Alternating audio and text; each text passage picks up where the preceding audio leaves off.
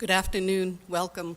My name is Susan Kirk. I'm a member of the Government Affairs Committee here in the village.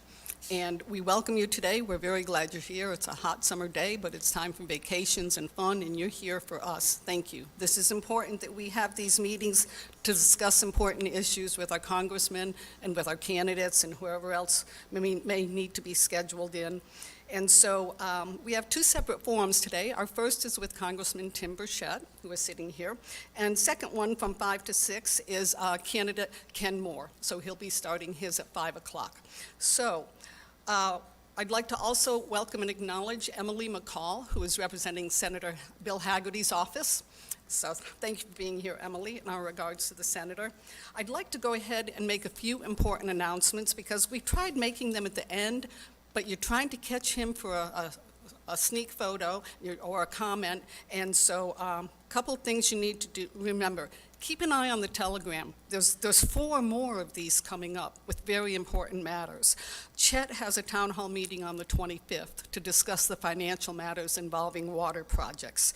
July 18th, we have an open forum here, 4 to 6. That's going to have Buddy Bradshaw, our mayor, our Sheriff Jimmy Davis, and our County Commissioner Henry Cullen. They're going to be sitting here taking your questions about what's going on in the county, why, and so they're here to be held accountable by you. July 25th, we have a Congressional Candidates Forum down in Kahiti, and there are 4 candidates in that one. That is 4 to 6 on July 25th. Then August 12th, here at the Yacht Club from 4 to 6, we have the State Attorney General Jonathan Skrmetti. So all very important. Watch the telegram because they will be in, the announcements will be in there.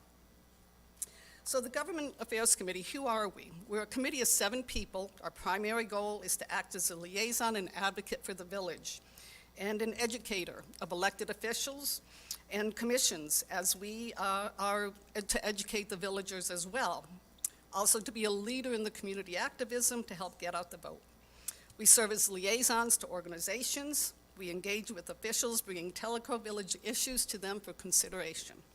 This is why we offer this forum for you today. So, would the Government Affairs Committee people who are in the room please stand? We have a couple here. This one here. Joe, where are you? There you go. These are the members of our committee. So if you have questions about what's going on, what's happening, and you're not seeing it at another club, or it's not in the newsletter, not on Nextdoor, feel free to contact the committee members. We'll try and chase down an answer for you. So, as you know, we've done this several times. The process has become familiar to a lot of you. So Congressman Burchett will start and give an update on important issues, and then he will be taking questions from the audience. That is what this microphone is here for, and you can just get in line to ask your questions. So questions from the audience.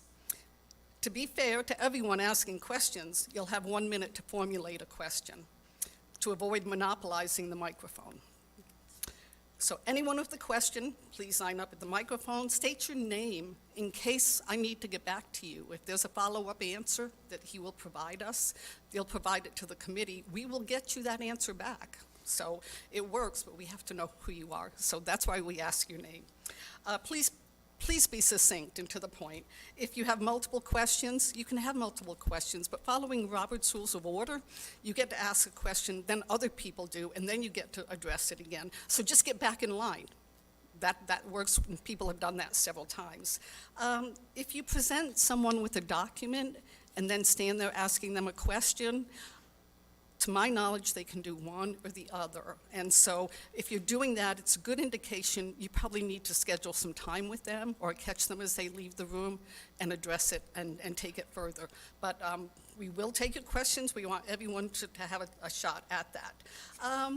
Other than that, there will be a short wrap-up for a few minutes, and then when we close the meeting, I ask that you allow the Representative Burchett to leave. He's on schedule, so he does have other appointments, but also any outside conversations need to leave the room so that we can begin our 5 o'clock on time. Okay, and I have seen where our CEO, Chet Pillsbury, has come in, and I know I've given him a few minutes to say something, so Chet, if you would, come on up, please.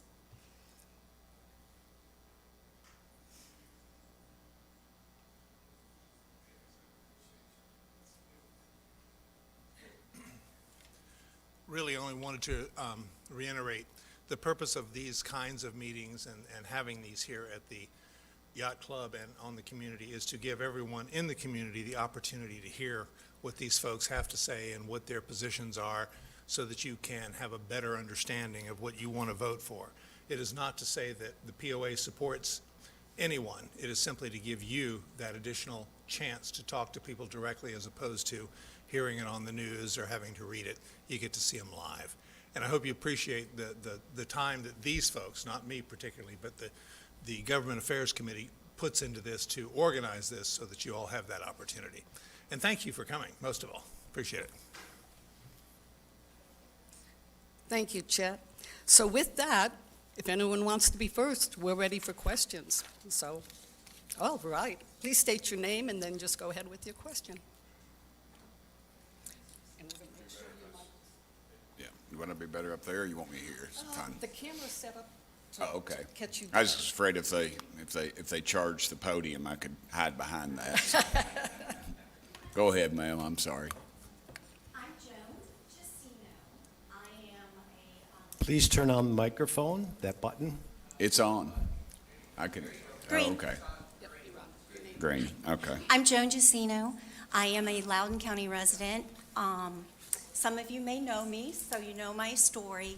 I'm a veteran and I operate a Century Farm in the lower corner of Loudoun County, but it is in your district, 5th District of Loudoun County. So I am a veteran and I'm a Century Farm. I worked that with my husband after he retired from the Air Force. My question is, where do you stand on in vitro fertilization? In vitro fertilization. I believe it's a life.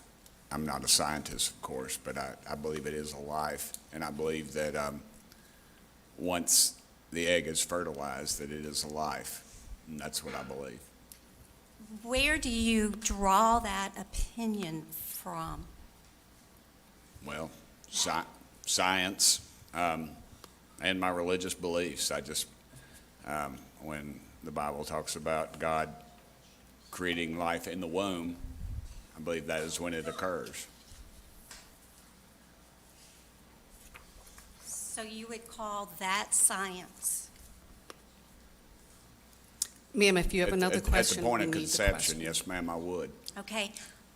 I am the mother of an IVF daughter who is 22 years old, just graduated Brown University with Yes, a ma'am. mechanical engineer degree.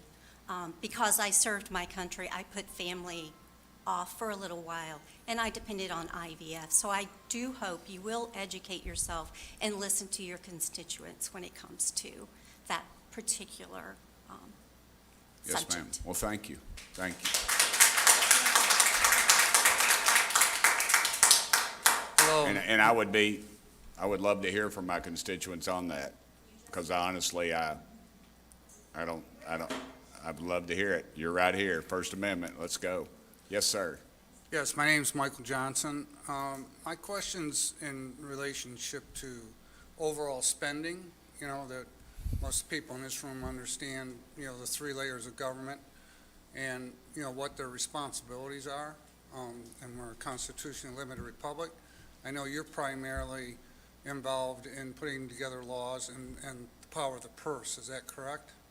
And what was the last thing you The said? power of the purse? Yes, sir. Well, that's what the Congress and Traditionally, that's Senate what has. Congress is supposed to have, but they don't really follow that. They just spend it. So you're just, didn't you just answer my question? Because, I was a member of Citizens Against Government Waste.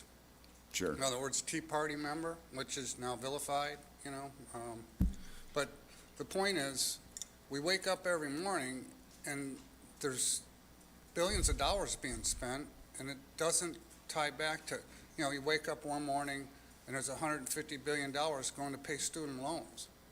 Where's that approved by? What fund does that come out of? That was an executive order by the president, actually. Remember, Speaker Pelosi even said that's unconstitutional, and then Joe Biden did it. The Supreme Court said it was. Yes, sir. And then they redid it, and he came And back. I don't support that. I don't know if you know my voting record or not. Well, but I know mean, that you don't support it, but you're part of the group there. I'm But sorry. no, I was just going to say, we're 35 trillion plus in debt. Every 100 days, we add another $1 trillion to the debt. For instance, our Pentagon run amok.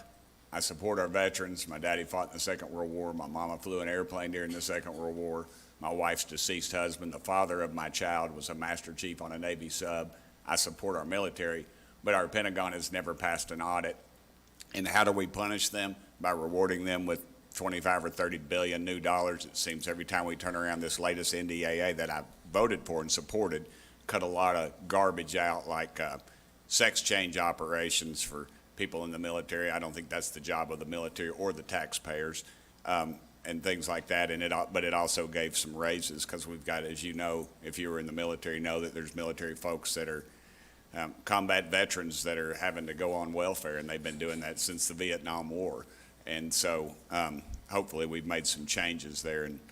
But I vote against a lot of good legislation every day because it costs money, and we do not have it. The latest aid package that we sent money to Israel, we also sent money to Gaza, and of course Hamas got a piece of that. The very first load that went over there, they ambushed and took. We built this crazy pier because the president said he didn't want boots on the ground, so he builds this pier that is ineffective and is a joke and is currently being disassembled. You can just go down the list of everything we do is spending money. We borrow money to give money to Israel, borrowed money to give money to Taiwan. Of course, we borrowed it from China to defend them against China. And so it's a screwy system, and and it's wrong. And people are going to have to start holding legislators accountable, but currently they don't, because once they get their bridge, they're happy with it, and they don't give a rip about the bridge to rest of it. nowhere. And yeah, Tom bridge to Osborne. nowhere, yes, sir. So I can go on about that. I'm pretty passionate about the spending. So my question to you is, and let me narrow this down. You're a representative, we're not in that room, because we're told, and it's an insult to our intelligence, because the people in this room can do math with paper and pencil. Sure, And my when mama we're- could have balanced the country's budget on the back of Sure. her old checkbook. But Yeah. when we're told that, just tax the billionaires, that'll resolve It doesn't work. The math doesn't work. They want to 980, attach. yeah, there's Yeah. 1,000 billion, that'd be 1 trillion, we go nowhere. But when y'all get together to talk about this, I don't care, we're all Americans, I'm American first. Where does common sense prevail? When you're talking to a Democrat, an independent, I don't care.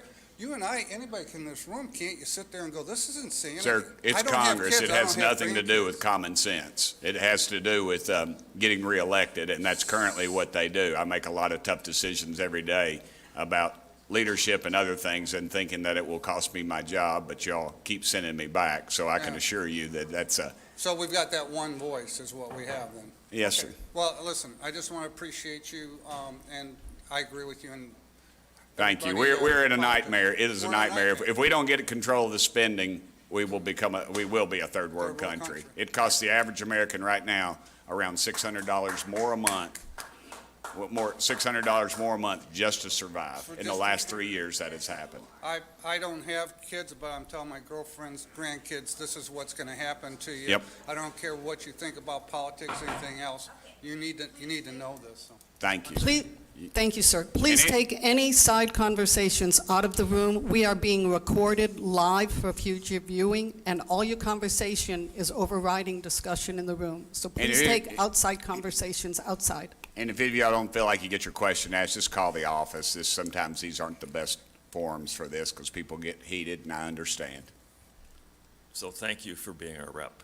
I was in your office in March, and you were here in Knoxville, unfortunately, but your staff was awesome. Just wanted you to know. Thank you. I have a great staff. Everybody come up to the office. It was a great experience, first I'm time. very fortunate. I have one of the best. During COVID, we handled more constituent service than any other member of the Tennessee delegation combined. Mainly because I gave my cell phone number out over the people called me. We had calls from all 50 states, actually. But go ahead, sir. One of my burning questions was the 2020 presidential election stolen? And if so, do we have proof of that? All I can tell you is in Tennessee, it was not. We have one of the best. There was irregularities. There was shady stuff that went on and it does every year. the way the federal law reads is that the state legislature is supposed to be over these elections. Right. And when you have a county court clerk who moves places when they arbitrarily change polling dates and or early voting sites, or as in Washington D.C., you have basically an unlocked box out in the middle of a neighborhood somewhere where people can go vote, and there's no verification. Of course, there's illegal activity. I can't speak to you really on the national level. There was irregularities in about 8 states that I thought were beyond the pale, but Would it have made a difference? I think it possibly could. But we're going to sit here and argue about that, and then we'll sit here and argue about, was President Obama born in America or not? I mean, it's the same thing. You're never going to get to the end of it. We've got a president. Let's deal with that right now, and let's have a good election coming up. Right. Thank you. Thank you. Yes, ma'am, your name. Hello. My name is Jan Doherty, live here in Tellico Village. First of all, I do take offense to the word that you used, joke, regarding some of things that President Biden is doing, just in your previous comments.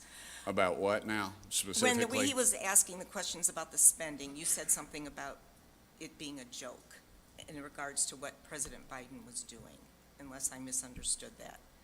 But I just take offense to that word. That's not professional, and it's Well, unacceptable. ma'am, you've got my opponent's sticker on your I do. bag. I have my first right amendment. Yay. Yeah. Yes, ma'am. You Anyway, got it. You my got it. question is, what is your position on reducing prescription drug costs, and why are you taking that position? That's it. Okay, I believe in capitalism, ma'am. If you check my record, I was one of the few early on who we talked about you could go to Canada and buy those drugs cheaper, and I didn't like that. But what we had was a different set of regulations under them. We had instances where medicine was had sawdust in it instead of they were fake. It was fake medicine. Somebody was punching them out in somebody's garage, and people were taking buses to Canada thinking they were getting cheaper medication when they were getting fake medication. And yeah, I see the greed in the pharmacy industry, and I don't like it. I'm not for price controls. I'm a capitalist. I think that will, if we truly let capitalism work and stop with some of the needless regulations, then I think we would probably all be better served. Yes, sir. Your name. I'm Jim Thank Lukashevich. you. I live here, obviously, and it's good to see you. I appreciate your work. You got courage, and you do a good Thank job, you. so thank you. I appreciate that. One question, quick and dirty. So I keep waking up every morning and I wonder, what the hell does an American citizen mean now? People coming in the borders, everybody getting free stuff. I mean, Yes, sir. how are we going to get out of that? I know how we got into it. Yes, sir. Well, we've had 14 million come over the border in the last 3 years. Fentanyl, we've lost more people to fentanyl this year than we did the Vietnam War, and we can't seem to get any movement. The media will tell you that we killed a bill that would have fixed the problem, some sort of bipartisan agreement, which I was against it when I saw it, because to activate it, what they're not telling you is 4,999 illegal folks can come over the border, but when 5,000 comes, then they lock the border down. They have no plan to lock the border down, and if you actually read the multi-100-page bill, you would see that it was a Lawyer Employment Act, where the reality was it would hire attorneys to help people come into this country illegally, and then they would get an arbitrary court date, maybe 2 years ahead, and you know good and well they're not going to show up for court once they're in the system. I've been to the border. They issue, they issue them clothing, cell phones, health care, feed them, put them on a plane or a bus, and now we're seeing that it's very political in nature where they're sending them, because some of those areas where a lot of you all left, they're sending them to those places, and the reason they're doing that is for census numbers, because the census, and they fought us on that, census doesn't count Americans, it just counts bodies. So you get a representation in a district, it is very unnatural, the party affiliation by the population. So there's some real problems there, and it's crooked. And who fights us every time, oddly enough, and when I explain it to you, it's not so odd, it's the National Chamber of Commerce. They want some guy on your roof or gal that doesn't speak the language, that is afraid if they fall off that you're going to have you raise any criminal instances or say, hey, you should have had safety equipment here. Well, they know they're afraid they'll get deported. So what do? They go to the hospital, the emergency room, and then you and I pick up the tab. So it's a greed situation. So what am I doing to fix it? That's the thing people always yell at you. What are you doing to fix it? Well, when I went to the border and I talked to the folks, I found out if they make $5,000 a year, they'll probably stay in their own countries. So I'm working with American businesses to develop products that they can produce in their own countries and have Americans invest in those companies, in those countries, and they'll stay there, they'll export, and we will export capitalism instead of drag shows and things like that, which our State Department continues to do. So those are the kind of things we're going to be doing and that I'm working on. So thank you for the long, sorry I had to give you the long answer, but that's. No, but how practical is Trump's deportation thing? Well, you break a law, you get deported. That should be, they shouldn't be in the country anyway. This is just it's a nightmare. 14 million people in the last 3 years. I mean, that's not even, and then we have 100,000 communist Chinese that are here. And you know good and well when China rolls on Taiwan and we stick our nose in the middle of that mess, they're not going to be down here at the Marine Corps recruiting station. We don't know where they're at. We have people on the terrorist watch list that we know came over the border, and this White House refuses to enforce any laws, and we don't know where those people are, and it's a dangerous situation. Yeah. Well, thanks for your work. I appreciate it. Thank you. Yes, sir. Mr. Burchett, my name is Rick Dram. How are you?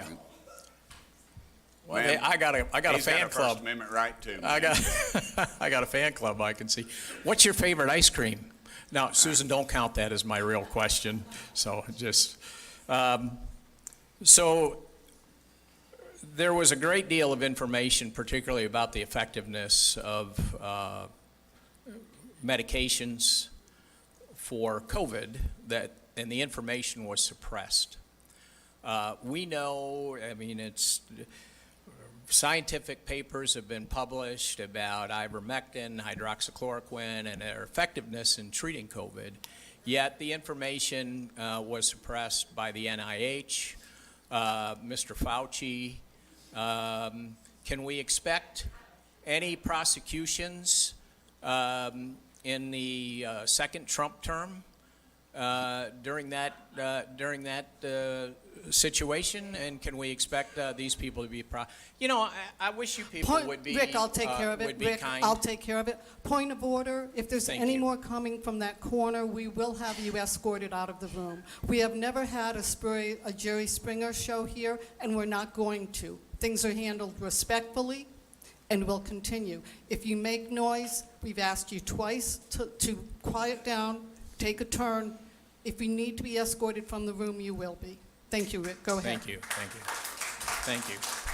And I just want to say, Tim, thank you for all the work that you've done and for the honesty that you've brought to the second district. Well, Thank you. Thank you. I don't see the current Justice Department doing a whole lot. We've disclosed things to them in the past, and we're not seeing a lot out of that. It's very frustrating to me. Okay, thank you. Thanks, Rick. Yes, sir. Thank you, Rick. Yes, sir. Your name, please. My name is Mark Gregory. I'm a Vietnam veteran. Welcome home.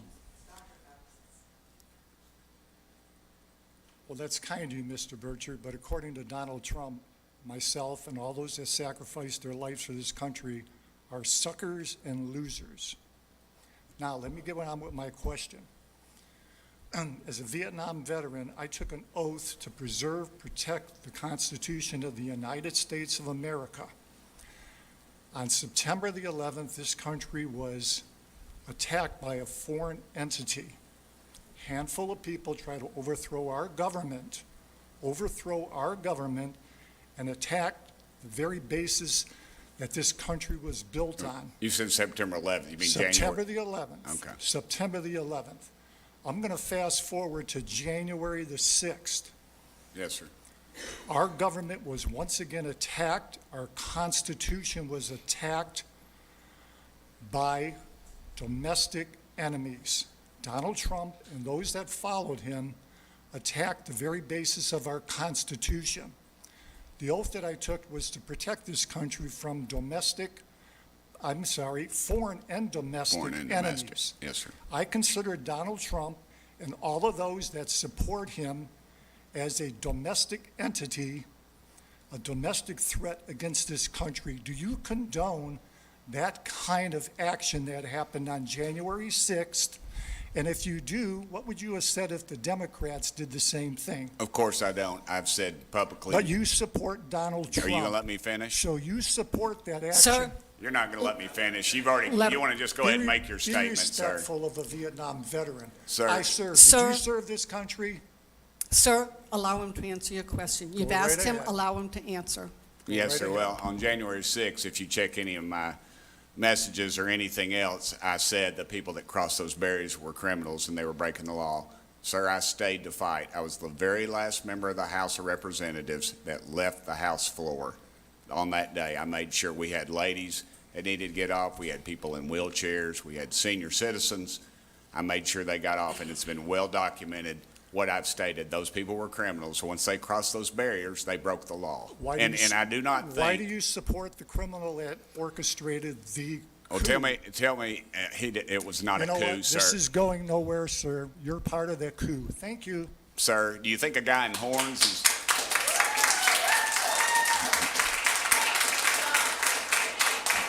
Ma'am, come forward. I don't think a guy in horns was going to overthrow the United States of America, and I do not think the Constitution withstood. And thank you for serving our country, sir. I truly mean that. Yes, ma'am. Sir, my uncle died in the hedgerows. My father fought in the Pacific, and sir, are you drinking a beer in here? Is that all right? Yeah, all right. I thought you were going to throw it at me. But go ahead. Go ahead, ma'am. Good afternoon. My name is Nadine Whitcop, and I'm from Greenback, Tennessee. I have a question about a resolution that was recently introduced into Congress into the House of Representatives to get rid of the subpoenas on people like Steve Bannon and some of the other people that worked for the president, and to not on that list. And so my question is, will you be voting in favor of that? I haven't read those resolutions, ma'am. I'd like to read them first. But the January 6th Commission was put together, and the history of the House of Representatives and any kind of commission they had, it was bipartisan, and the Republicans, the minority versus the majority would set it up, and they would it'd be a 5-4 type situation. That was not the opportunity afforded to the Republicans. Matter of fact, Speaker Pelosi rejected the leadership's appointments on that committee. And then, of course, you had one of the head people, I believe it was at CBS, helped orchestrate the television show that was that became for the conclusion of the January 6th, which honestly more people watched reruns of SpongeBob on Cartoon Network than watch that thing. So yeah, it just became politicized, and there was nothing there. And as far as Bannon goes, what they're after him for is not showing up. Is Contempt of Congress, as I understand. Yes, ma'am, contempt of Congress, and I would say everybody in this room has contempt of Congress. So, but yeah, and other people have done just that, but they've gone after him. So I don't. And Peter Navarro and several and other. Navarro's in jail right now. Yes, he is. So I'd like to see the writing on that, just to see what it's about before I make a decision. Okay, but in theory, you're in favor of it? Is that what you're saying? In theory, if it's because I don't consider those things, they weren't constitutional, and as far as we have a Secretary of State that refuses to show. These people refuse to turn over records and things like that just continuously, and so where does it stop? Exactly. Thank you. Thank you, ma'am. Thank you, ma'am. Next, please. Hello, I'm Cynthia Wilson, and I stand with Joan and the other 50+% of Tennesseans who support a woman's right to choose and everything that goes along with that. I'm going back to basics. Words being used by many in our government are angry, divisive, and just plain rude. What are you saying to these folks at all levels of government when they use that language? Which language? I haven't. Anything that's angry, divisive, and just plain rude. Well, I would submit to you that some folks that don't like me here today or opposed to me have been doing that, but they're allowed to do that because, as this lady stated, she does have a First Amendment right to do just that. So at all levels of government, we should be allowing our representatives to use divisive, rude language, and that's okay. I don't know. You're going to have to give specifics, ma'am. That's a pretty broad brush. Well, I see a lot of it on television, and I just want to know, do you just stand back and say, well, they have the right to do that? So should I shut them down, the television? Yeah. Ma'am, that's the First Amendment. That is clearly not the role of government. So you don't say anything to anybody when they're speaking rudely about other people, or? Well, I call them out. The other day I was on the airplane and That's what I want to know. somebody Do you took the call Lord's them name out? in vain and dropped an F-bomb, and there were kids there, and I told them to please, we were flying into Nashville, and I said, please, if y'all could please quit, hold your language down. There are children we have two here. people behind you with a Okay, question. so you're missing my point, but that's okay. And these will be the last two questions because I kind of reversed this when I brought Chet up. I then omitted the Congressman's opportunity to give us his update that he usually fine. gives in the beginning. We're good. But, I think they got the update. but we'll go We're ahead. good. Go ahead, Mike. Mike Johnson, I want to pick up where you left off because I wanted to ask that question too about, this will be interesting for everybody in this room, about our healthcare system and where it's heading with what we're talking about, whatever we want to call it, invasion of our border or whatever. And these hospitals, like the Denver hospital, has lost $170 million. These hospitals are being inundated with people coming in, and you said we pick up the tab. Well, Medicare and Medicaid's already in trouble, and that's always troubling me. When these people go and check into the hospital and they have to have a surgery or something, and they get in there, we're talking about the people coming over in the buses and the planes and everything else. Who picks up, when you say we pick up that tab? See, we keep saying tab, but who picks up that tab? Have you approved that? The Is it people going that to- go to the hospitals that can afford to pay, and the insurance, that's why you pay an inflated rate, is because other people cannot pay. And in Right. Tennessee, you cannot get turned away from a hospital. Right. For an So you can't- emergency situation. So, And I agree with that. so our school systems and our hospitals are being overburdened with people that are coming here legally or illegally or for Sure. the 10-year wait, and all this is a burden. When I was mayor of Knox County, we had one school, I believe there was 15 different languages Thank that you. were spoken. There was less than 300 children at that school. I volunteered at the Fort Loudon Medical Center right here in town, and, well, the guy I worked with, his wife was in the school system, and they were burdened. That was 5 years ago because I had knee replacement surgery, but that's just a different story. But this is just loading up. It's Yes, just sir. part of I agree. insanity. I agree. And, it's like when they say we're going to excuse school debt. Yeah. And then they say, well, it just goes away. It doesn't go away. That debt is passed on to the taxpayers, and it's passed on to the next group of kids that can afford to pay to go to school. And, and then you have somebody at Harvard or one of these other Ivy League schools, some truck driver is paying for some wealthy individual. I saw today, I saw a receipt. It was the contract that the kid had, and if he would have paid over the course of the time, he had not paid, and he was an adult now, of course, and if he had just paid $45 a month towards, he would have paid off his student loan in that amount of time, but he chose not to pay it, and then they chose not to go after him, and now you and I are picking up the tab. Well, everybody's going to pick up this tab, and the only thing I'm saying, and for everybody in this room, this is a train heading down the hill, and it's going to smash. It's not a matter of if, it's a matter of when, because if Sure. we don't wake up right now, and apparently we can't. I agree, 100%. Thank you. Thank you, brother. Thank you, sir. Yes, go right Trying ahead. to be short and specific. Your Go name, ahead. please. Rick Carlin. Hey, Rick. So here's my question. It has to do with the position that you've taken on continuing resolutions when we get into a budget crisis that appears to occur, I don't know, once, twice, 3 times a year.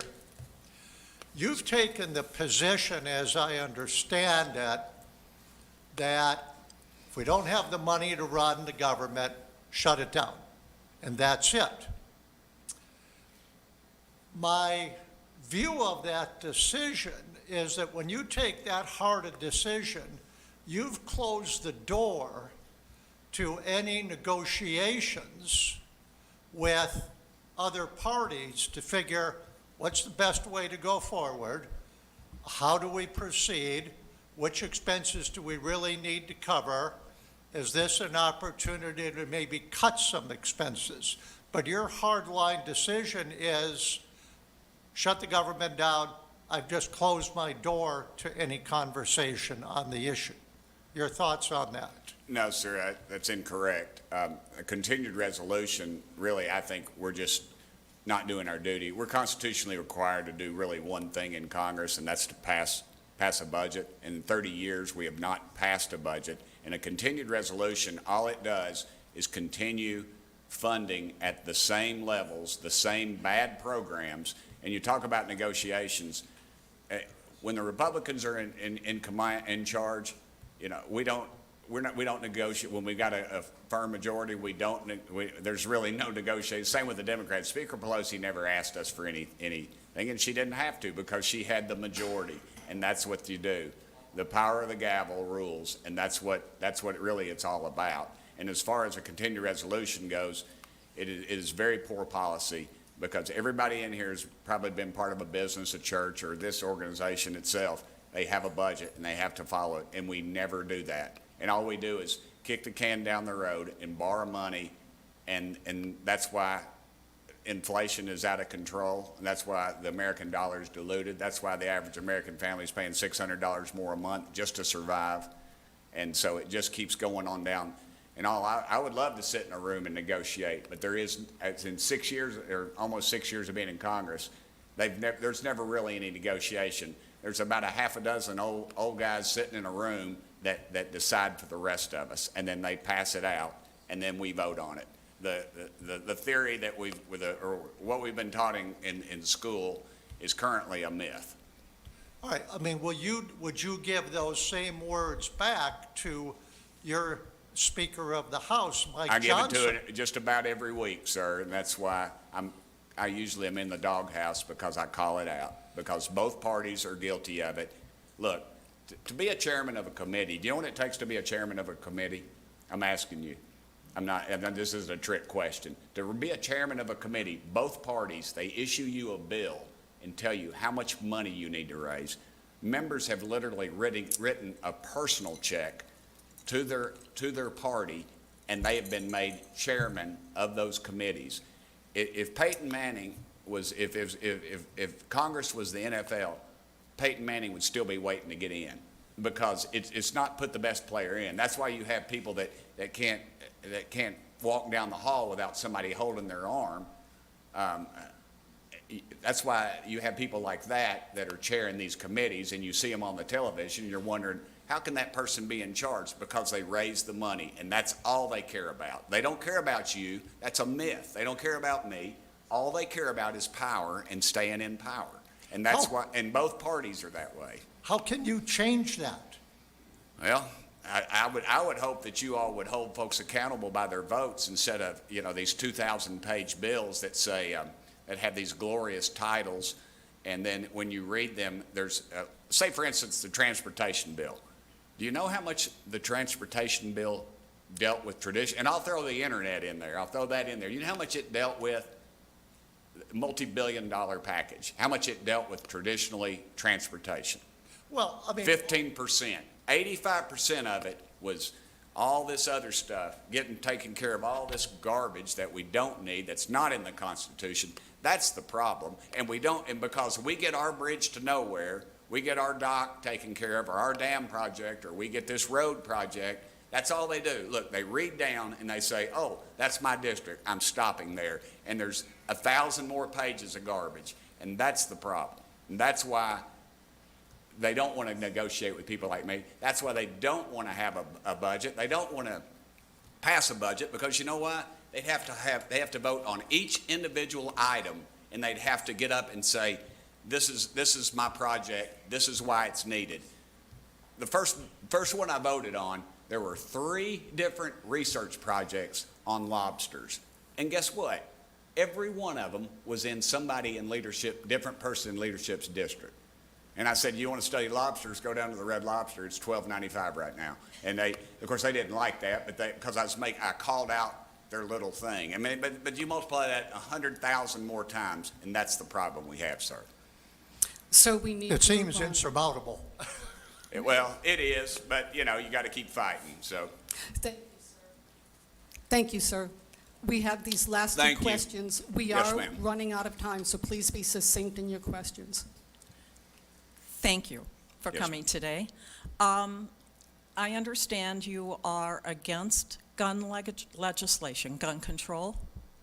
I support the Constitution. I take Okay. an oath to uphold the Constitution of the United States, ma'am. Okay, so you're supporting gun control because you believe that the amendment says we have a right to bear arms. Is that correct? I believe we have a right to bear arms. Yes, ma'am. Okay. And you're pro-life. Yes, ma'am, I am. Okay. What can we do when our country will not pass any kind of legislation to stop murdering little kids in water parks, schools, parochial schools, mass murdering little kids? Because those people, I think 100% of them had severe mental problems. Surely there's some sort of a regulation against people with severe mental problems having AK-47s and so on and so on. And I don't care what age they are. This covers all of the age. If you are pro-life and you believe that 2 cells are a human being, what about the kids? I'm an retired elementary school teacher, My degree's in education. Yes, ma'am. and I carry a gun. It's a dichotomy in my life. But I don't go around shooting little children or brandishing or anything else. I Yes, just ma'am. have it for self-defense like 99% of the rest of the people in this room. What have you done to try to put a control on crazy people with guns? Yes, ma'am. I've supported legislation that folks with mental illness they're not supposed to have firearms. If you notice that a lot of these shootings as of late are folks that are mentally ill, and they should have never gotten a firearm.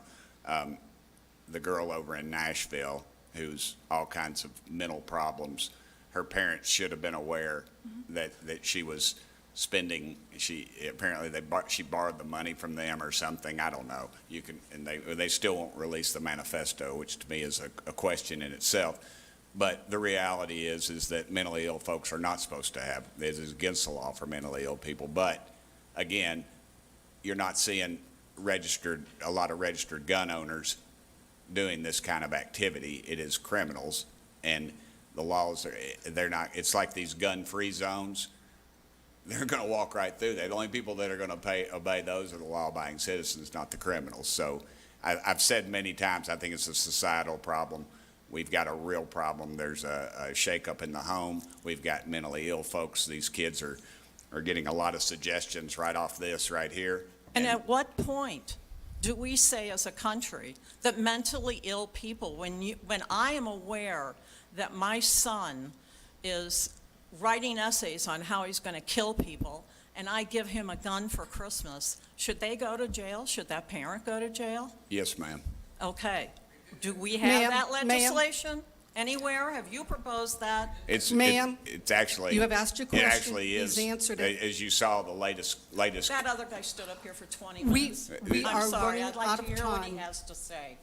The latest, if you saw the latest family, there was a court case and I can't think of where it was, but it was in the last couple of weeks where the father and the mother both. Michigan. Yeah, they I'm both. from Michigan. Yeah, they both they're both going to jail because of that, and I support that. There should be some parental responsibility somewhere in this equation. Well, I will, if you are reelected, I will probably hound you to death, and everybody else, because I'm tired of kids being massacred by people who think guns are the living end to everything, and there's no checks, you can buy them at gun shows, it's pathetic, and I don't see you proposing any Ma'am, laws.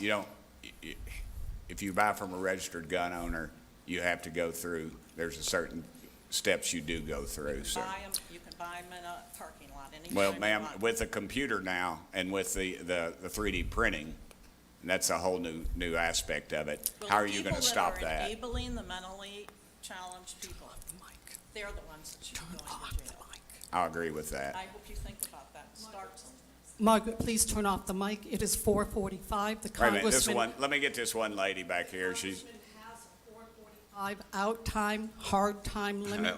let me just break the rules here. Go ahead. All I'll right. take it. I know you're probably mad at me, but you go right ahead. If It'll you be can do very it real quick. quick. Yes, I ma'am. wrote it down. It's a two-part Thank you. question. Thank Thank you. My name is Chris Thomas. I live here in the village, and I wanted to know where you stand as a congressman on the possibility of a convicted felon leading the most powerful country in the world, and what is your reasoning? And what is your reasoning for supporting a felon as president? Well, first of all, I believe he'll probably be appealing it. I don't know that it was a felony. It was a misdemeanor. It was a ma'am, I'll let you. But the courts have ruled it as that was 34 counts of felon. So that's where I'm coming from. You don't want an answer, ma'am, because I'm trying to give you an answer, and you're going to talk over me. But the true answer is it was a misdemeanor. They changed it in the legislature in New York. The statute of limitations had run. They also changed that. So to me, it's almost illegitimate, the whole thing. And they're going to keep on. And then when you have the president and his family have received over $20 million for some unknown reason, and there's no proof that they paid any taxes, and we have a justice system, they won't go after them, and then you'll turn right around and say, well, they got Hunter for lying. Let's see the punishment that they dole out before we talk about an equal justice system. That's just not accurate, but thank you. Okay. It's the second part to my question. It goes along with this. If there's a possibility to stand on the...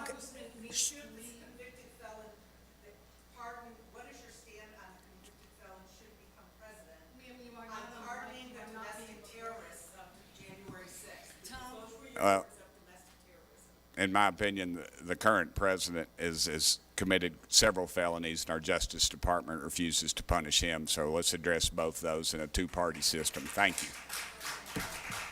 Thank y'all. Thank you.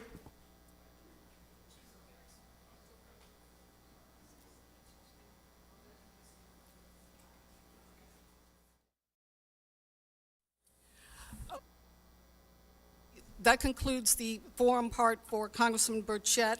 If you will take all side conversations out of the room, the congressman has another scheduled appointment. That is why he has the hard limit and does have to leave. So if you'll allow them to leave the room, and we will reset the room to begin in just a few minutes for State Representative candidate Ken Moore, we will be starting right on time at 5 o'clock.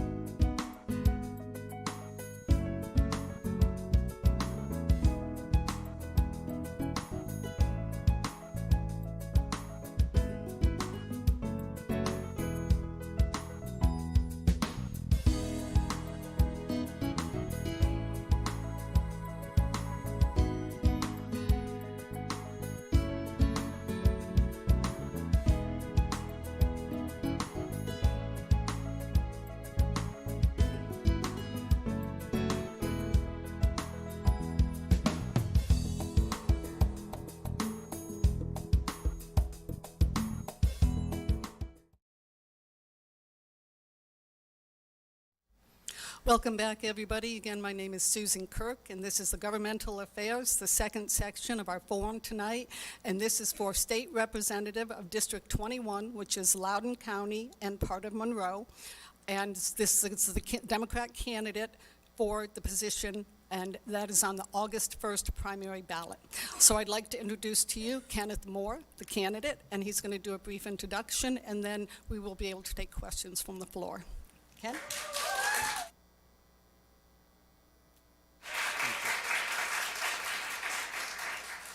Good evening. Last time I had a forum, I was so excited, I forgot to thank the Government Affairs Committee for pulling this together. And any city, county, or state officials that are still here, welcome. My name is Kenneth Moore. I'm a candidate for District 21 State House. I'm a 17-year resident in Loudoun County. I was educated in a little town called Picayune, Mississippi, under the separate but equal public school system. But I want to tell you, I am a proud product of the public school system, and we'll talk a little bit later about why that's important. I earned a BS degree in industrial engineering from Bradley University, an MBA from Roosevelt University. I worked 40 years in industry, working with people and machines. My major focus was management development. Anybody under me was ready to replace me if I had them for more than a year. I also did cost reduction, and I always ran a profitable organization. I hold a green belt in Six Sigma. Six Sigma means you make a product so good that 1 out of 10,000 is the only defect that you'll find. I worked as a production supervisor all the way up to a VP GM. I'm active in my community. I've been a 10-year volunteer for CARM, the homeless in downtown Knoxville, 10 years. And there they had a program for bringing people in, teaching them stuff, and getting them ready to go out and do their own thing and have their own home. It was a great program. I'm a trustee at my church. I sing in 3 separate choirs. I'm training to be a deacon at Riverview Missionary Baptist Church in North City. But my largest claim to fame is I am not a politician. I'm an engineer. I'm a problem solver, but I am not a politician. Earlier, when Tim was here, he said a lot of true things. I talk to my wife often about why is he on CNN on a daily basis. I think one of the reasons is he's not afraid to say things that are controversial. But unless you're going to make a change, unless you become a mast in the swamp and you don't make a difference, it doesn't matter that you're on CNN. That's another matter. But I am running because I am ashamed of the Tennessee House. I do not believe that they represent all of the people in Tennessee. I'm yet to have them pass something that's for me, that fits my morals, my character. They're on a power trip. I think they can do anything they want to do, and they do it because they have the power. My question is, what about all the other people that you represent? There were 3 or 4 folks in that line that was amen to everything that Tim said. But for everyone that there was an amen, 3/4 of the folks are not represented. I want to represent all Tennessee. There will not be a bill passed without some sort of no from me that it's not right, and here are the reasons that it's not right. I was asked when I went out into the streets and announced my candidacy, one of the guys thought he had me. He said, "What does it mean to be a progressive?" And I said, "It's the opposite of being regressive." There are some folk who want to take us back to the 50s. During those periods of time, a woman had less power than a man. If you were a person of color, you had even less power than the woman.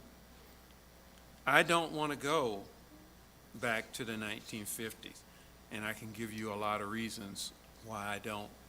Because I came up under a senator called John Stennis. He was the bad man, but he was my representative. So what's happening today is not unusual. It happened then, and it will happen again. If I am a progressive, that means I don't want to take you back. I want to take you to a place that America has never been, where every person has a chance to fulfill the American dream. I have lived it. I have tasted it. I'm 74 years old, but I will go back to the streets if that is what I have to do, because that is what I did in the 60s. I fought for civil rights. There's blood on the streets for folks fighting for civil rights. And there's a bill being considered in the Tennessee House that says we don't care about civil rights anymore. We don't care about trying to make right the wrong that was done. We now think that America is colorblind, and you now have the right to anything you want. We don't want to look back there anymore. That's closed. And Tim will vote for it, and so will Lowell. Not because they're bad people. It's just bad politics. You can make a change in Tennessee. You can elect someone who is honest and believes in justice and believes in the American way, believes in the Bible, believes in Jesus Christ, and who believes you can take care of the left and the right. You just have to be willing to talk. I'm going to be willing to talk, and I'm going to be available to you, and I'm now ready for any questions that you've got. Understand, I'm not a politician. Well, Mike, would you please turn on the microphone? Thank you. Yes, come forward. Yes, please.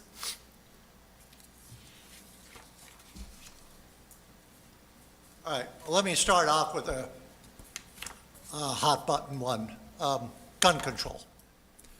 Okay, Second Amendment's a Second Amendment. And Representative Burchett hid behind the skirt of, I support the Second Amendment. I've had conversations with Lowell Russell about this issue, and he goes, I'm a Second Amendment guy. The problem is that the Second Amendment, if you take that position, it shrouds or avoids conversation on a number of related issues. For example, I own a 9mm pistol.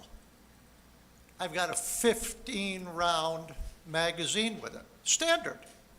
I can convert that with a bump stop stock type mechanism to make it almost automatic.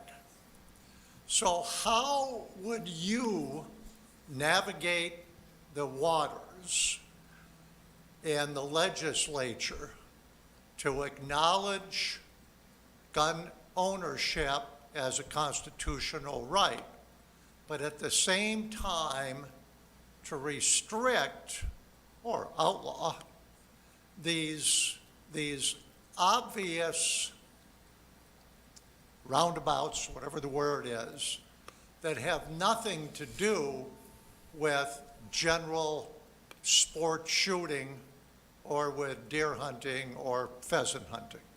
I will give you a very simple answer. I'm a Marine. I learned how to kill. I learned how to fight. I know how to fire a pistol. I believe Americans have the right to own weapons. Where we lose sight of everything is I don't want my right to have a gun to affect your right to live, or one lady said, your children's right to go to school. I believe in common sense. I'm not afraid that any rule that we make to restrict weaponry violates Second Amendment rights. That's too far. So you've got to use this. Yes, ma'am, come forward. And you want to have it where we are not in the Wild West. The answer to guns is not more guns. The answer to guns is use the 6 inches between your ears. And I would do that. Common sense.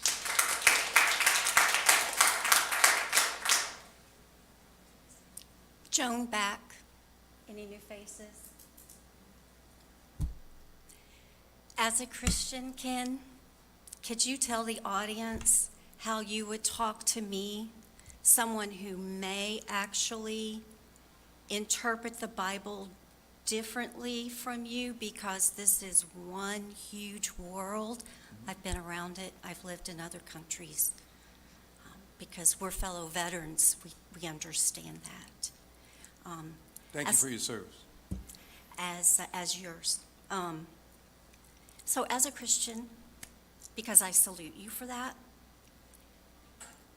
how do you see in vitro fertilization going forward when it is such a hot topic currently in our politics? I think most of the politicians have seen that you can go too far in interpretation of the loss of Roe v. Wade. I think immediately after the decisions were made and folks started thinking about other ways to slow down folks' right to abortion, they went too far. They never intended, but some folks would take it that far, but they never intended to eliminate in vitro fertilization. And I think automatically they're gonna fix that as a law before any dangers, any hazards, or any damage is done. I am a Christian. I believe that a woman has the right to rule over her body. I do not believe that government has any place in that. Quite often you'll hear folks on the right say that they believe in rights. They believe in less government. But the first thing that they do is make rules and make laws and impose government. So I think we have to deal with every situation that comes before us in a moral way. And if my Jesus were here today, he would go to a mother that's in trouble.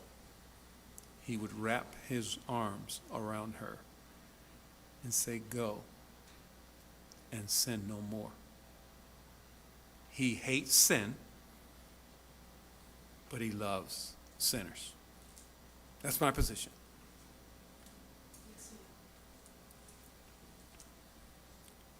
My name is Shelley Keene. I live here in the village. I was a teacher for 30 years.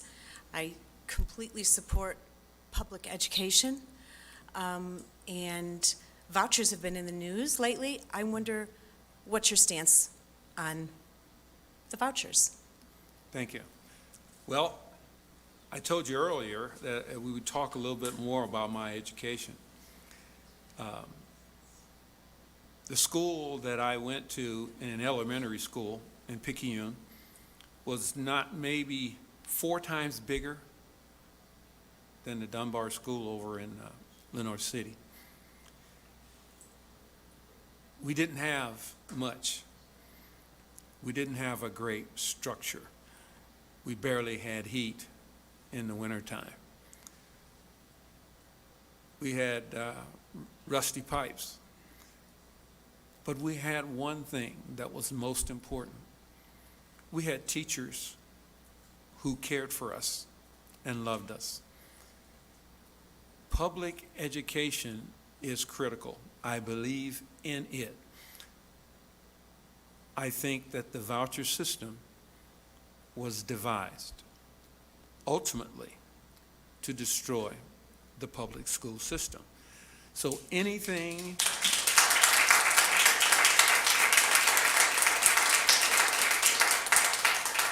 that has to do with privatization of schools, charters, vouchers, scholarships, you can paint it any way you like.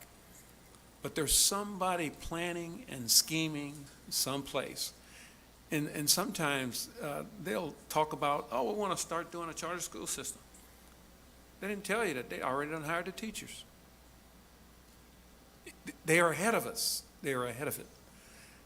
They have a plan, and they are hell-bent to succeed in that plan.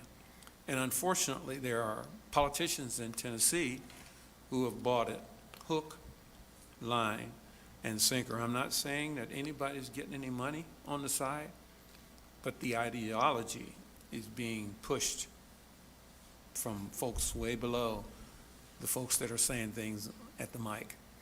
So, I believe in public education. I believe in the voucher system is not good, and every chance I get, I would vote against vouchers.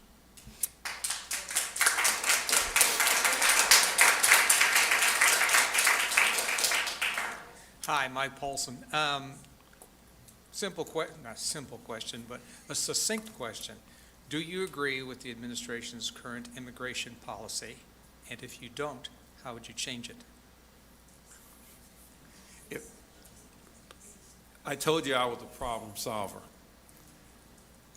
I truly believe that they were on the right track about 6 months ago when they bipartisanly tried to come up with an answer. But I think they missed the most important element.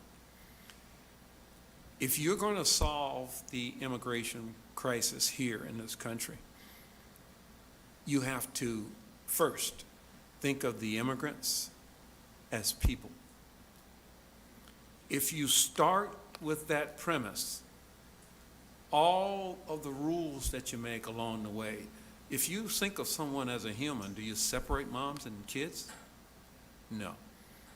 Do you, if you know that a person came from poverty, do you send them back to poverty with nothing? So Tim made one statement that made sense. Yes, it would be nice for us to develop businesses and jobs in the places that people come from so they won't want to come. That takes time, and that takes a lot of money and a lot of perseverance. This country has gotten away from a thing called hard work. They always want to get the simple solution. If you want it done right, you got to go all the way back to the beginning, get good people of conscience from both sides, and say, let's talk this thing through, let's get to the answer. Then you would end up with the right number of people processing papers, the right number of judges adjudicating. All those things would come together, and it wouldn't take 2 years for someone to be found out of or in the country. They belong because they got a case, or they don't, so they go back. You can do it, but you gotta do the work, and you got to start with the premise that they're people. You can't start off they're criminals. You can't start off they're drug addicts. You can't start off they're trying to do fentanyl. You can't start there. You've got to deal with the real problem and stop with the shiny objects like the magicians use. You got to go and work, and you got to do the work. I would be a part of trying to really solve the problem. Yes, sir. Come forward with your question. Please. Harkens back to previous questions with our previous congressperson. Yes. Just exactly with what you're talking about. It's about the reality of the situation, you know, and we can agree or disagree, you know, whether it's illegal or legal immigration. The problem's here. The 14 million people are here, and they're still coming in. As a representative for here and for the state, my concern is exactly where you're talking about when we talked about public schools earlier, how they're being inundated with multilingual young people, right, kids in the school system, and then the burdens on the hospital systems. See, I'm trying to figure out, because Medicaid supposedly picks up part of this tab, and that's partly paid by the state also, from what I understand, and I don't know if you've delved into this, but maybe I can follow up with you later, or you can follow up with me. I'm going to have to learn a whole lot. And you might not have the answers for this, but do you understand my concern about what's going to happen to our hospitals and to our school systems with the reality of the situation? It's not here because, like you say, let's not sit there and bounce back and forth about, you know, how many people are going to let it cross. They're here, and they're still coming in. So we have to solve that problem. And I would like to follow up with you later, maybe, and if you can research that and find out what your position is on that. But I think they're on the right track. Right. The first thing you got to do is stop the flow. Define Then you it. bring the flow in at the level that you can control it. If you listened to me earlier, Yeah. I'm a problem solver. And I want to. I balance budgets. Super. I know what it means when your income doesn't match your outflow. I know that I can't print money. You can't print money. No. Unfortunately, our country can't. And I like what you're saying. I mean, I'm liking what you're saying. We got to balance the budget. You've We got got to to be do all honest those with things. it. We got to lay the cards on the table, and we got to figure out how we're going to deal with what we have to deal with. And you got to do it honestly. And you got to do it honestly. And I look forward, you know, I'll watch what you're doing, and I don't know if you can research that further. My concern about the schools. Well, in August, first thing you can do is vote for me. First thing I'll do is vote for you. Yes, ma'am. Hi, Ken, Jan Doherty, and we were somewhat neighbors up in Illinois, but didn't know it. I know you lived in Carroll Stream. I was Yeah. right in Winfield. Anyway, I'm a retired elementary school teacher, and I taught in the second largest school district in Illinois, mostly suburban schools, but I taught in a Title I school, low income, in case people don't know that. And I had every student, I had the United Nations in my classroom, and it was wonderful. I'm a kindergarten teacher. I was just, I can't even find the right adjective when I heard about what they're passing in Louisiana, about mandating that the 10 Commandments are posted in a classroom. I mean, you know, what about our Muslim students and our Buddhist students and our Jewish students? I mean, it's ridiculous. I just wonder what your position would be on that. as a Christian, we deal with the heart. Jesus said, render unto Caesar what is Caesar's. Render unto God what is God's. A legislature, a governor trying to impose their will on other people is not the answer. The answer is, how do you act? How do you live? How do you treat your neighbor? And if we really do that, you don't have to worry about putting the 10 Commandments on the board. The kids, they learn to what do they call it? Not live and let live. Do unto others. The golden rule, they learn all of Yes. those things from their teachers. It's reinforced when Johnny and Jack start fighting or fussing or whatever, and they get corrected. Now, they can't take them the way they used to take them when I was young. They can't take them to the woodshed. But there's a way that a teacher can control. And those that love what they do, find a way to do that. Louisiana is, they're on the same power trip there that they are. There are posted in the House of Tennessee saying, man, they beat us to that stupid legislation. That's what I'm worried about. So they're gonna want to do the same sort of thing, Right. because it's power. It's nothing to do with right and wrong. It's power.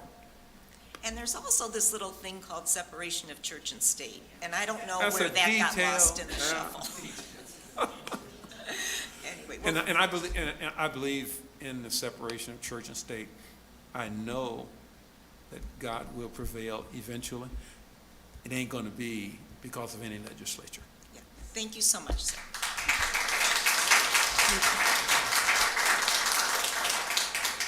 So Ken, I have a few questions that have been brought forward to the committee. So as long as there's no other questions waiting, what do you consider to be the most important issue that faces District 21 in Tennessee that you would be facing if you were elected? You got to stick to the laws that are coming in front of us at the state level. I know that the civil rights, DEI is what they call it, action is coming down the road. I know that they've formed a resolution to do whatever they can to help Texas with getting rid of their immigrant problem. There's all sorts of resolutions that are coming down the pike. But Tim touched on just a little bit of it. One of the things that he can do is he can talk with the opposition. He has a group of a following of people that re-elect him every 2 years. But he has the ability to be willing and unafraid to come to CNN to talk. And I think that is the beginning. You have to fuss and fight, and then you go out to dinner, because that's the way a legislature is supposed to work. So There should not be hate. So you're identifying DEI as what you think is one of the most significant things you'd be dealing with? Well, And that's so- because it affects me. Well, it affects everyone, Yeah. but absolutely correct. So identifying that, what measures would you take in attempting to deal with that? First, I would vote no, that if a wrong's been done, the wrong needs to be righted. You don't get rid of it by sticking your head in the sand. You've got to go and solve the problem. So you solve the problem of civil rights, solve the problem of immigration. Even if you solve the problem of folks not feeling that they can afford to buy a home, Congress shouldn't be sitting idly by while those things happen. They don't have their hands tied behind their backs. There are things that they can do to make a home more affordable. They can work with chambers, they can work with realtors.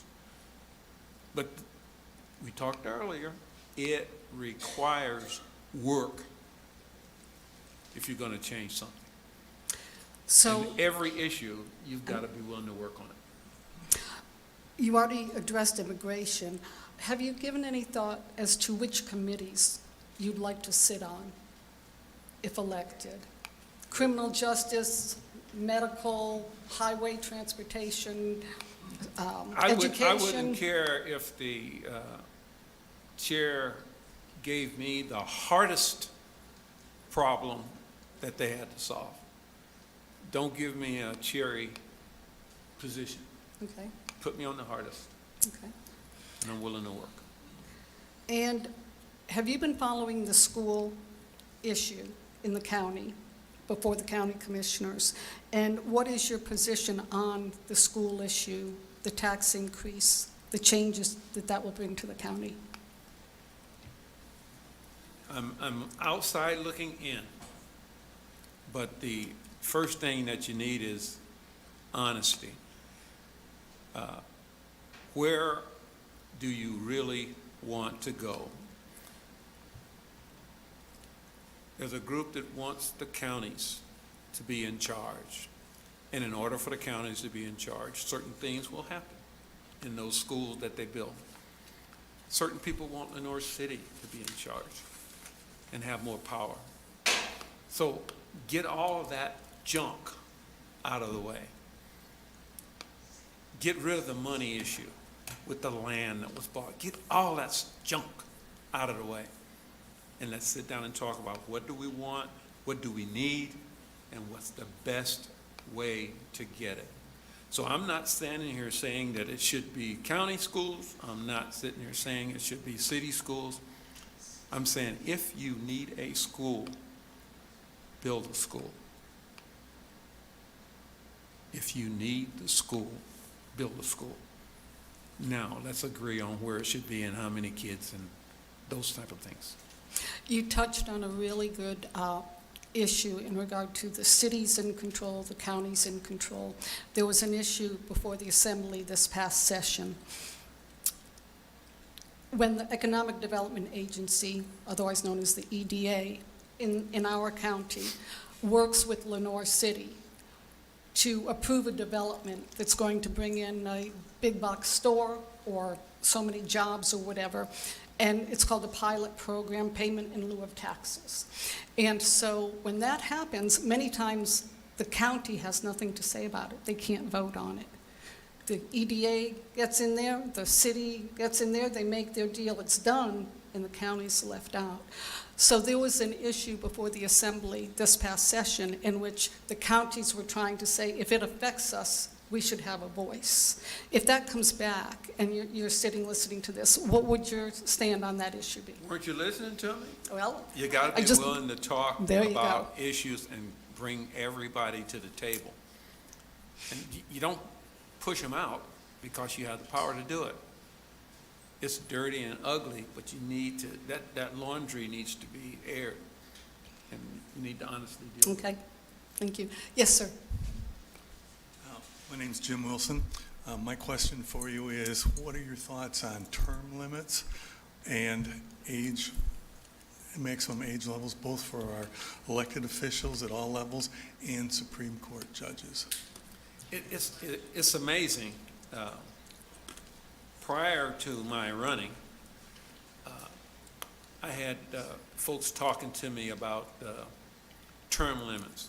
And then once I guess my name goes out there and, Ken, you're running for this and that. So I was approached by several groups to fill out a survey on term limits.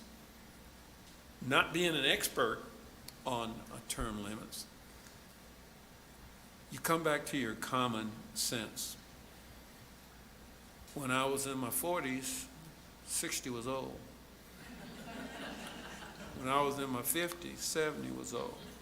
So it's moving, it's a moving target. If a person still has their facilities and their faculties, they should be able to serve.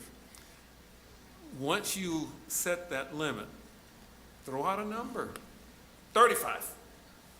35 years and then you're out. You're gonna have that person who starts when they're in their 20s and they're gonna be 50-something. You say, you can't serve anymore. And they're gonna say, well, that's all I do, that's all I know, and I got so much to give, and yada, yada, yada. So you have to be careful on term limits, but you have to use your common sense. If I'm 85 years old and I can hardly get up and down and I can't remember anything anymore, and I'm not that far away from that, so don't ridicule me. Then I talked to my sister just today about her not driving. And she said, well, Ken, you still drive. She's just about 4 years younger than me.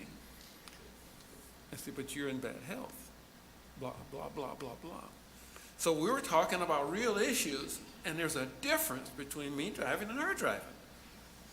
So an arbitrary rule is not going to answer that, but somebody's got to use their common sense. If you can't do it anymore, and they're walking you to your building, and you can't remember anybody's name anymore, it's time to get out. Ken, I'm Yes, Ted Mayer, and I want to thank you Hi, for Ted. being here and Thank for running. On a federal level, there's been some questions on the solvency of Social Security and Medicare in particular, and I'm in the healthcare industry. Affordable Care Act, I believe, was passed in about 2014, and part of it has been a Medicaid expansion. Now, the Medicaid expansion, if my numbers are correct, has been instituted in over 40 states and successfully in those. We are losing rural hospitals, we are losing physicians, there's a lot of people going bankrupt because they can't afford their medical care. What is your position on Medicaid expansion on the state level, Tennessee? Well, unfortunately, I think I know the answer to the Social Security system, but nobody wants to do it. I once made, throw out a number, 6 digits. About April or May of every year, I got a raise. I said, what happened? Well, Social Security dropped out. I said, I'm okay with that. I'll continue to pay my Social Security. I couldn't do it legally. There are folks out there getting a raise when their Social Security limits are reached. Just eliminate it. You're working, pay Social Security. And the Social Security numbers will rise. And the people who you're taking the money out of the pocket, I didn't need the $20,000 or $30,000 that I was getting. Just do it. And that will make it more solvent. And Social Security will go on for decades and decades and decades. Just bite the bullet. No matter how, if you work, if you make money, pay Social Security. Boom. I have to. I want to move on to another question. Your stand on supporting police departments, reforming police departments, what is it and how would you explain it? Where do you stand on trimming the blue line, supporting the blue, however people want to phrase it? It's yours to talk about. When I ran for county commissioner, the first thing that I wanted to do was to provide more police patrolling in Tellico Village. And I proposed that they take a couple of cruisers, bring them out to Tellico Village, and have them manned by officers who wanted to go up in position. And they would create 2 more well-paying positions here in Tellico Village. So I support the police. I support the sheriff's office. I believe that it's necessary that you have a good police force, a good one. So the police chief should be out in the community and doing all those things that a police chief does. And the ones in Lenore City and Loudoun, they make themselves available. They're available to children. They try to make themselves unimposing to the children and approachable. And that's what you have to do. But we're a small city. And small cities do things that large cities don't do. And it's a lot harder to develop that rapport in a large city. And that's where things fall apart. So you've got to engage.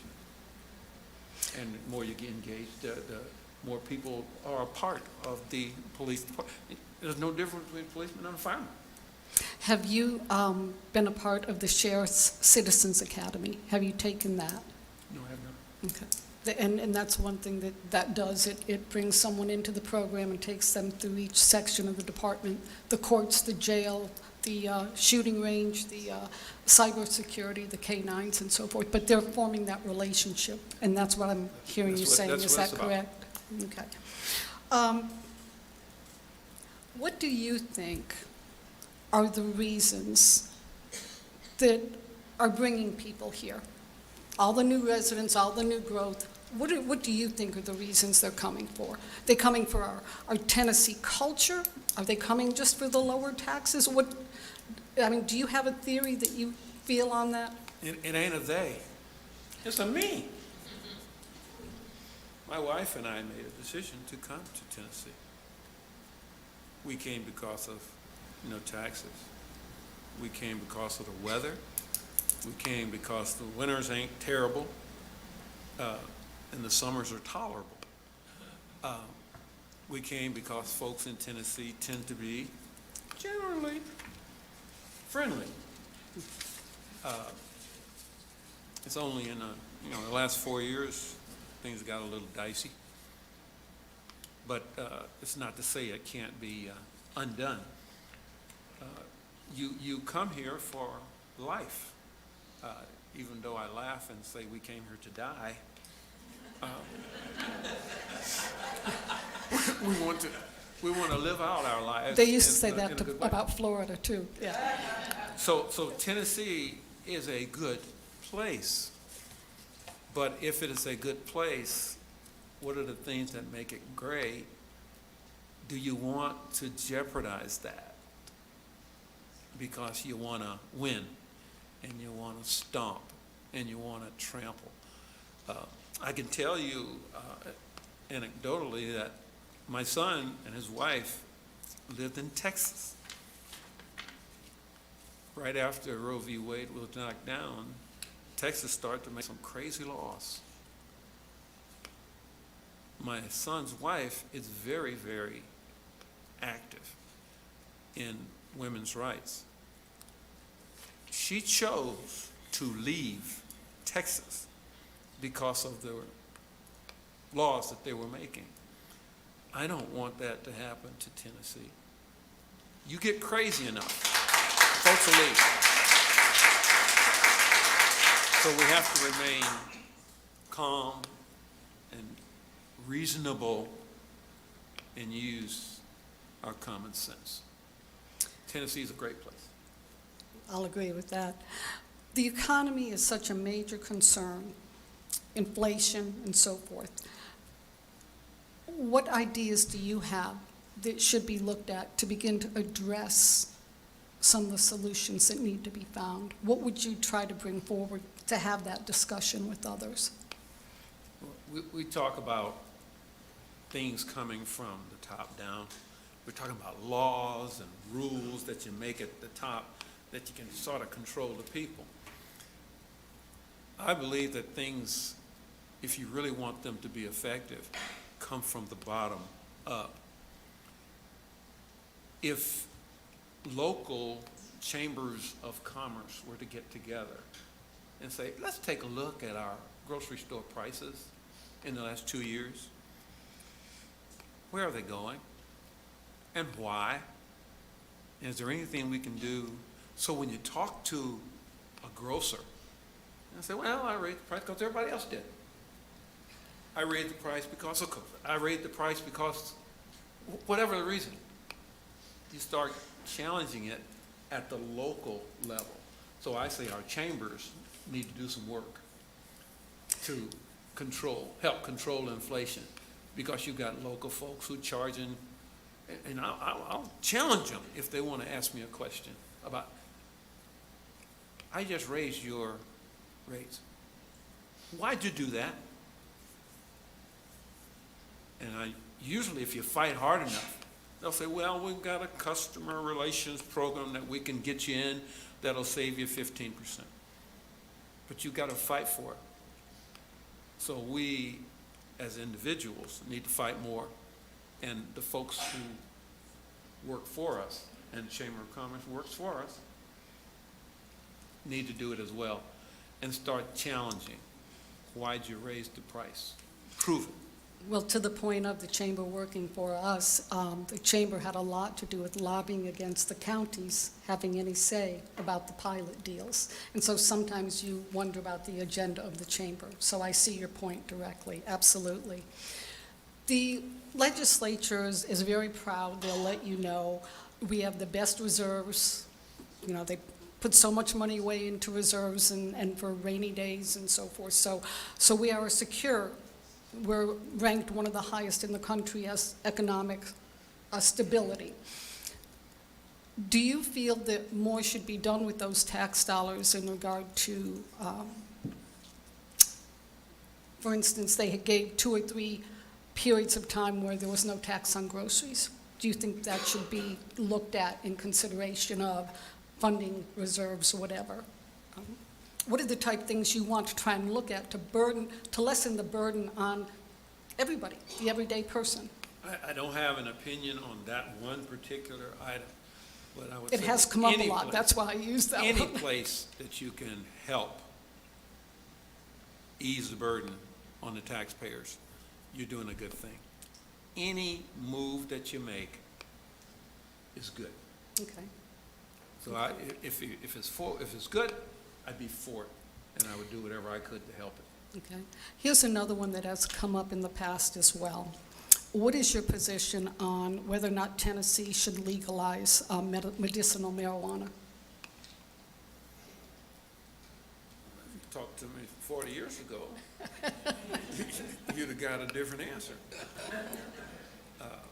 However, I do have a sister who has MS. And is it on? Yeah, you leaned too far back. My sister has MS, and she uses medical marijuana. I never would have believed it, but it works. So if it gives relief, please let them use it. To my knowledge, the folks that push the medical marijuana don't leave it at that. So we're at a different point than we were 40 years ago. I'm at a different point than I was 40 years ago. Even marijuana is different than it was 40 years ago, from what I've been told. So if it gives medical benefit, allow it. But you have to, don't let it be, I drove into Chattanooga about 3 years ago, and I must have seen 5 little places where they were selling, and it was right off the highway, and it sort of gave you the feeling of remember the pain pill folks? And at every exit you had pain pill stores. So anything in excess is not good. So when you start seeing them show up like that, you say, well, it might be being abused. Mm-hmm. Okay. I think I'm at the end of my questions. If there aren't any other questions, I do want to point out, I'm going to give you a few minutes to wrap up, but I do want to point out that, where'd it go? Sample ballots are on the website, loudouncountyvotes.com. I've been waiting for them to put up the sample ballots, and today was the first day that I found it.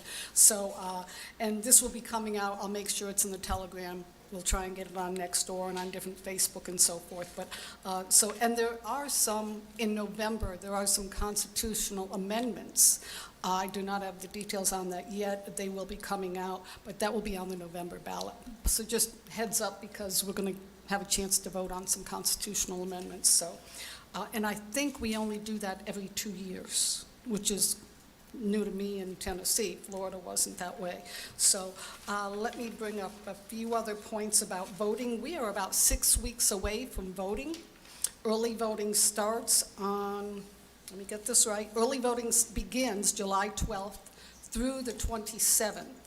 You can vote at the Loudoun County Office Building in Loudoun or Roane State Community College in Lenoir City. Tellico Village early voting is July 17 through 19 at the community church, 10 to 6. And so if you are new here and haven't registered yet, I met 3 people this past week. They've just moved here. They were not registered. In order to be able to vote August 1st, you need to be registered by July 2nd. So you want to pay attention to that. Pardon me, next week. It's here.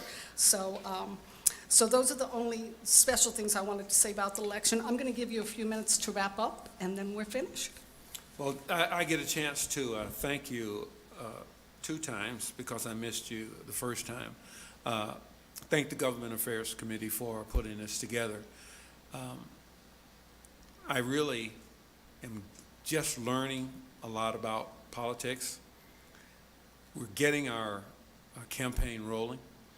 And I've been told that you should never miss an opportunity when you're in front of folk who might vote for you. Ask them for their vote.